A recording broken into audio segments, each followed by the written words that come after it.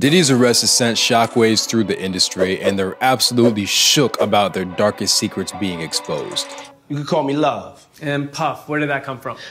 I can't tell you that. All right, y'all, it finally happened. After months of speculation, multi-million-dollar lawsuits, settlements, and federal raids, Diddy, aka Sean Combs, aka Puffy, aka Puff Daddy, aka Brother Love, is behind bars. On September 16th, 2024, Diddy was taken into custody by federal agents in New York City. With 3 Grammys, multiple chart-topping albums, and an estimated $1 billion net worth to his name, Diddy's arrest is a stunning fall from grace. We're really watching this man's empire crumble in real time. But the story's far from over, because now that Diddy's in jail, the question on everyone's mind is who else was involved in his criminal activities. So today, we're gonna dig into the fallout of Diddy's arrest and what it means for the entire rap game. What are the details behind his federal indictment? What is the story behind the notorious jail where the feds are keeping him? And what about the powerful music CEOs who unexpectedly resigned after the news broke? We even investigated the rumors that high-profile celebrities are literally scrubbing their social media accounts clean in order to avoid being linked to Diddy's alleged heinous crimes. Finally, we're gonna look at expert opinions about what's due to happen next and how Diddy's downfall might drag other celebrities, defendants, and witnesses down with him. So first things first, let's break down the federal indictment against Diddy. You're gonna hear about my party, they're gonna be shutting them down, they're gonna probably be arresting me, doing all types of crazy things just because we wanna have a good time. The unsealed indictment alleges that Sean Diddy Combs was heavily involved in sex trafficking and racketeering conspiracy for over 16 years. More specifically, the indictment claims that Diddy directly used his influence as a music mogul and rapper to run a criminal organization. The feds even went as far as to call Diddy's empire the Combs Enterprise, claiming that he had a sophisticated network of enablers and allies that helped him traffic women, hire sex workers, commit arson, kidnapping, bribery, and transport drugs. The indictment says that not only was Diddy the leader of this organization, but that he used everyone from security guards to assistants to household staff to help him coordinate his so-called freak-offs. And if you don't know, these freak-offs are wild sex parties that Diddy, quote, arranged and directed, sometimes even forcing people to participate and transporting sex workers across state lines. The feds described the freak-offs as being so out of control and so intense that the people involved often took days to recover and needed IVs just to get their bodies back right. Not only that, but the indictment says that Diddy secretly filmed a lot of these freak-offs and that authorities now have those tapes after raiding his homes in LA and Miami earlier this year. But one of the craziest details of the indictment says that Diddy had members of his so-called enterprise stock up on freak-off supplies, and that feds found over 1,000 bottles of baby oil in his homes. Diddy's lawyer, Mark Agnifilio, tried to explain Puffy's baby oil arsenal by claiming Diddy lived down the street from a Costco and that Americans like to buy things in bulk. The defense was so outrageous that a Costco spokesperson came out to deny that Costco sells baby oil at any of its US locations. The feds also found multiple firearms at Diddy's homes, including AR-15s with defaced serial numbers, and alleged that members of the enterprise regularly threaten people with guns and violence. Any way you cut it, the indictment is super comprehensive and contains some really serious charges. But Diddy got dealt another blow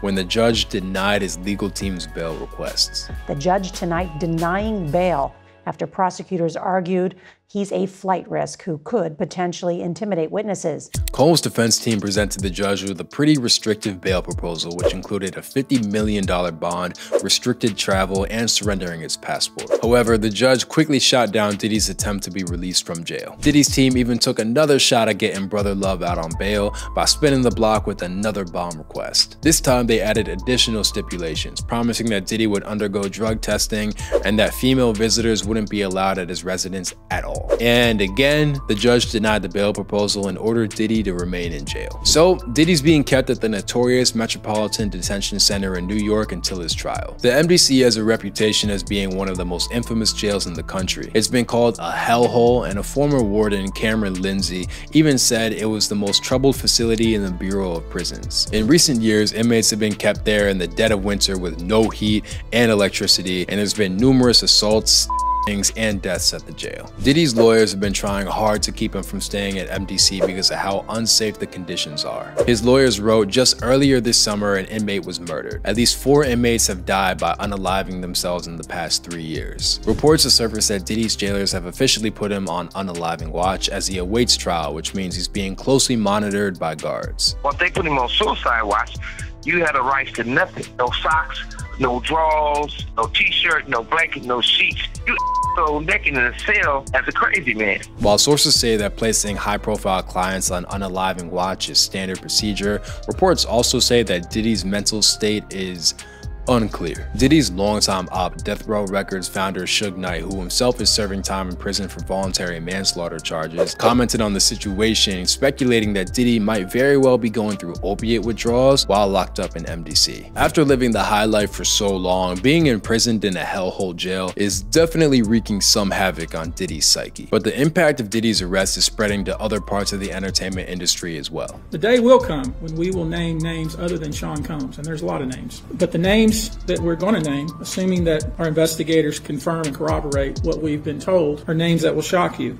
Kevin Liles, a co-founder and CEO of the record label 300 Entertainment, announced on September 18th that he was stepping down from his job. And right away, this announcement raised a lot of eyebrows. Not only because of Liles' longtime association with Diddy, but also because Liles announced his resignation just 2 days after Diddy's arrest. 300 Entertainment is a pretty significant success story. It has a partnership with Young Thug's YSL Records, and Warner Music Group actually bought the label in 2021 for $400 million, which also made Liles an executive VP for Warner. In a recent April 2024 interview, Kevin Liles said the pileup of accusations against his friend Diddy weren't reflective of the Diddy he knows, and that Diddy was someone he grew up with. Kevin Liles' sudden departure from Warner and 300 sparked a ton of speculation that it might have something to do with Diddy's legal problems, especially since Kevin Liles was named in an April 2023 lawsuit that alleged systematic sexual abuse in the music industry. While the lawsuit was settled for an undisclosed amount, the timing of Kevin Liles' resignation is really suspicious. And that's not the only industry CEO shakeup since Diddy ended up in jail. That very same day, Kaz Kobayashi, the president and CEO of Warner Music Japan, also announced he was stepping down after being in the job for over a decade. The very next day, Randy Goodman, the CEO of Sony Music Nashville and the head of Sony Music's Christian Music Initiative, announced he'd be retiring at the end of 2024. While there hasn't been a substantial link between Diddy's legal troubles and these resignations, the timing definitely has people talking. As more news comes out about Diddy, everyone seems to be trying to cut ties, and celebrities might be scrubbing their social media in order to protect themselves. Want to know why there's no vindication for me?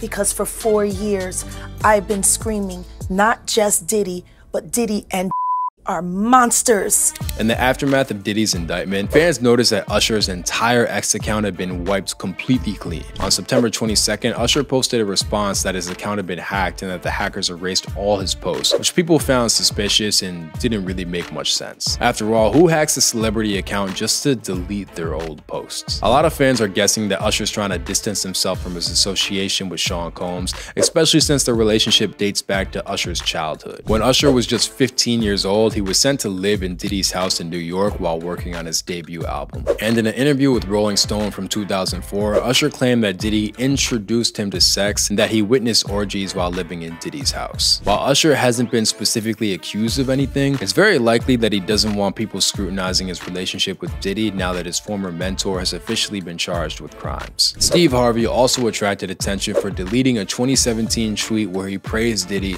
saying, "My brother Diddy is doing a world of good for these kids," which fair enough because it didn't really age that well. Social media has also paid a lot of attention to the Kardashians and their potential connections to Diddy. Kris Jenner and Khloe Kardashian seemingly scrubbed their feed of any past mentions to Diddy and his infamous parties. But they couldn't scrub everything. A resurfaced 2014 clip from Keeping Up with the Kardashians went viral where Khloe was talking about a Diddy party where half the people were butt naked and mentions that Justin Bieber and French Montana were in attendance. And in a 2016 clip, Khloe and Kourtney are seen sitting with Diddy praising him to his face about how legendary his parties are. Not the greatest look in 2024. Another clip went viral which featured Diddy praising none other than Academy Award winning Leonardo DiCaprio as his favorite party guest. Who's the person that's #1 on that invitation list?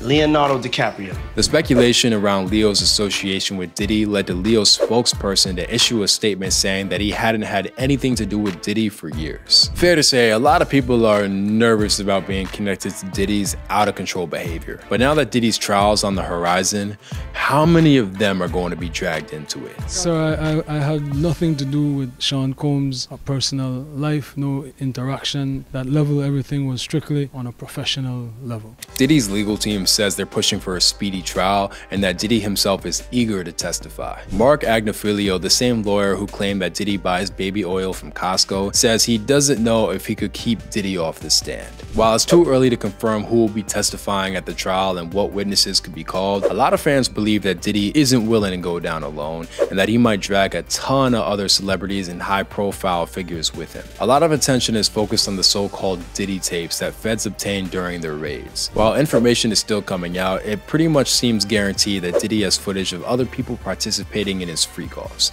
and that powerful figures might be exposed because of all this scrutiny on Diddy and the Combs enterprise. While Diddy was the only one formally indicted by the feds, an indictment knows that there was a lot more people involved in this operation, and it's still possible that more arrests will be made. These arrests might target members of Diddy's crew like the assistants and security staff who allegedly helped transport sex workers and organize Diddy's freak-offs. A mere day since Diddy's arrest, another lawsuit was filed against him. The lawsuit is from a woman named Thalia Graves, claiming that Diddy and his bodyguard assaulted her in 2001. A lot of attention's also been focused on a lawsuit filed by music producer Rodney Lil Rod Jones. Lil Rod worked on Diddy's most recent album from 2023 and made bombshell claims that not only accused Diddy of forcing him to procure drugs and solicit sex workers, but also claimed that actor Cuba Gooding Jr. groped him. Legal experts seem to agree that the government has very strong evidence against Diddy and that the case might only get bigger from here on out. This means that more defendants might very well be charged and that it's likely that the government already has a long list of cooperating witnesses. Diddy's upcoming trial might expose a lot of big names in the music industry, and it's safe to say the rap game will never be the same after this.